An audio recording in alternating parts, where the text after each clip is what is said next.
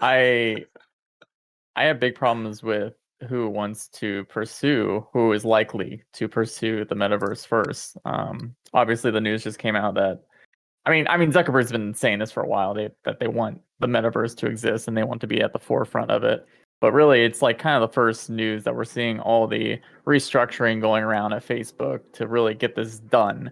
I think a lot of it has to do with the fact that they are finally pushing developers to be on open platforms such as OpenXR, first of all. So really, a lot of the work is going to be done for them. But at the same time, there's still a lot of work that needs to be done on their side, and they want to be ready to have those tools available.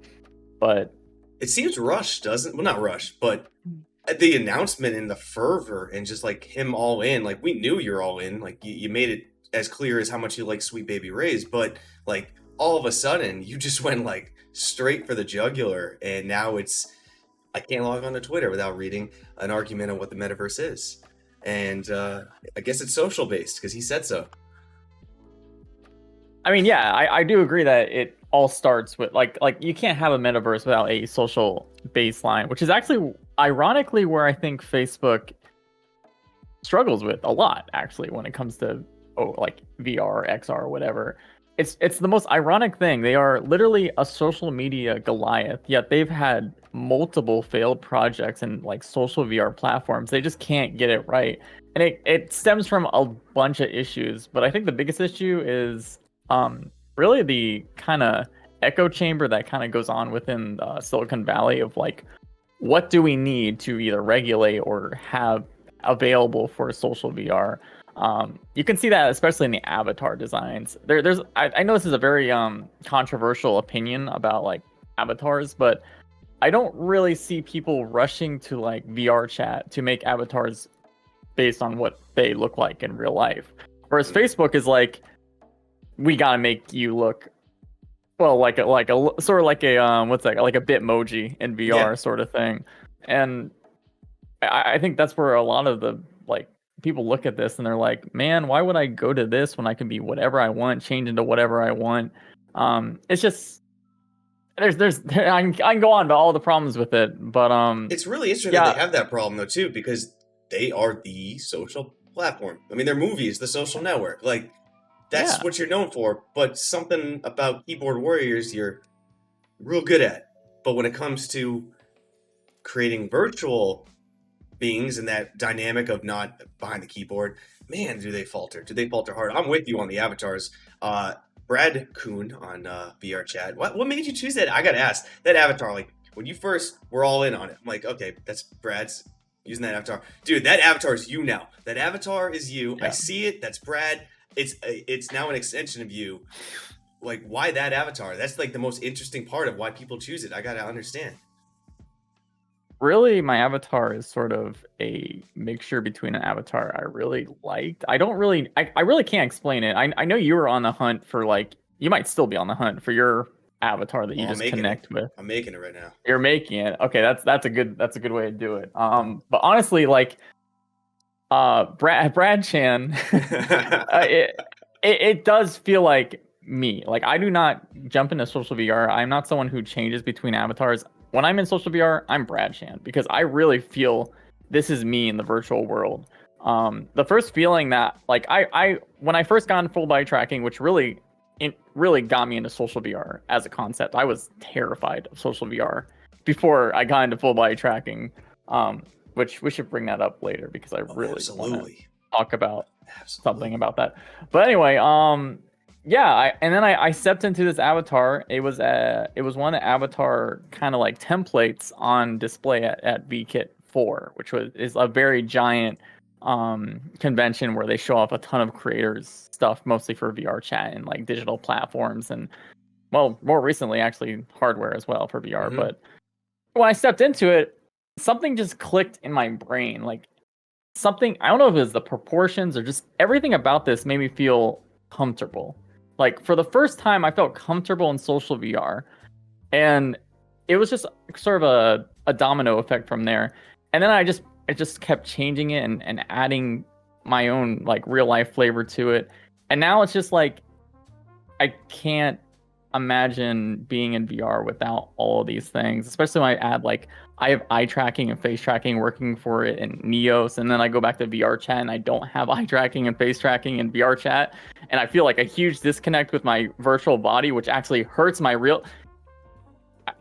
It's a rabbit hole, I swear. It's craziness. It's clear as day that it's you, man. Like when I see that you in that avatar, like in your pictures, like it's like it's the equivalent of me looking at someone's like photo when I'm walking up their stairs at their house.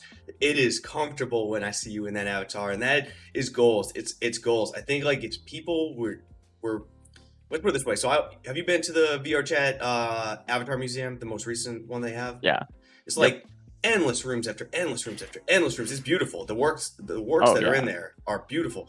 But I went through every room. I think there's like 45, 46, like there's a lot. And I didn't feel it. And that it's a big disconnect. But man, if you find an avatar you like you're automatically more comfortable. Which is why I'm decided to make my own, which I'm really excited. And the second I get that, man, I gotta hook up with you. You gotta show me around to the good places. Well, I guess, let's just start talking about this now because I think so. You got into full body tracking pretty soon after I did. I remember. Yes. And I don't know, what was your relationship with like VR chat? We'll start off with before nothing. Full body tracking. Nothing. So right. I'll put it this way: one of the best experiences of my entire VR life was in VR chat. It was probably the first one too. That made me just dizzy due to the heights that I was at. Made me feel serene. I've told the story numerous times with Pro V, but just climbing up this mountain goddess and trying to reach it, hands down, top 3 most memorable experiences I've ever had in VR. So that is about my experience with it. Other than that, it is extreme anxiety. I'm gonna be honest. Oh yeah, I think I actually remember you talking about that. You were tweeting about how. So you're discussing how in real life you're very extroverted, but in social VR you clam up. Mm-hmm. For me, it's the complete opposite, which is originally why I was so afraid of social VR. And I think a lot of it has to do with the fact that you haven't found your comfort avatar yet. Because again, full body tracking kind of got me into actually exploring VR chat and other social VR apps like Neos. And then when I got my avatar, I just felt 100 times better to actually explore and talk to people in VR. So it's really interesting. What do you attribute that to? Maybe there's a weird. I wish I could do research on this honestly, because I feel like there's just something there that just clicks in people's brains in like a weird way. Like I can't explain how I felt. It's just like it really just felt like a switch in my brain. Just made me start feeling comfortable after I started messing with Brad Shan and stuff, or become the Brad Shan. The Brad Shan. I've had like really high thoughts, to be honest, about this concept quite a bit. And it's like the body I was born with, the body that I have now grown into, it's like I accept it. I love it. Like this is who I am now. But did I accept it fully by choice or fully by like this is how your body grows? There's nothing I can do about it. Who I am. I'm not a super tall guy. I'm not ever going to be a linebacker in the NFL. Like this is who I am. No problem. I've grown to love it, but it's who I am. But maybe subconsciously, I've always wanted to change something. And now, virtually, people are like, oh, that's the avatar. That's what I feel. That's what I want. Because, yes, maybe you're happy with yourself. You don't have to be unhappy that want change. You be happy. But subconsciously, we now have the ability to be who I want. You found it. Like, you found it. And that's fucking amazing. And that is some high thoughts I've always kind of thought about is maybe subconsciously, I'm unhappy with who I am. Not in a bad way, just, hey, here's now opportunities to change everything about me. Let's go. Like, let's go and have a good time. And that's what I'm doing right now with the avatar I'm building. Like, let's go all out. Let's make it fun. How far can I think on what I want? You know what I mean? But hit that subscribe button to stay on top of the daily clips or catch the debates and fireside chats live on the main channel down in the video description. See you next time, Space Cowboys.